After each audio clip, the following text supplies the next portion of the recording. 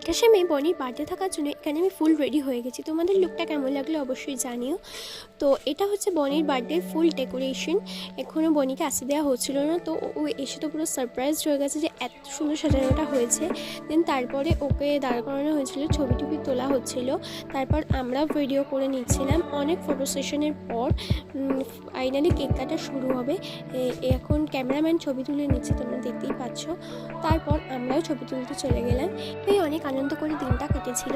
তারপর আমরা নাচ টাচ করে নিয়েছিলাম গান চালিয়ে। অনেকদিন পর সবার সঙ্গে দেখা হয়েছিল, খুবই ভালো লাগছিলো। আসলে কাজের জন্য ওদের সঙ্গে দেখাও হয় না সেভাবে এখন আর। আগে একসময় ওদের সঙ্গে কত সময় কাটিয়েছি।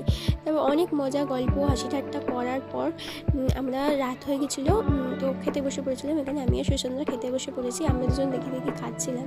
তো খাওয়া দাওয়ার পর ফাইনালি অনেক রাত হয়ে গেছিলো, আমরা বাড়ি চলে এসেছিলাম। তো ভিডিওটা ভালো লাগলে তোমরা একটা লাইক কমেন্ট শেয়ার করে দিও। চলো টাটা, দেখা হচ্ছে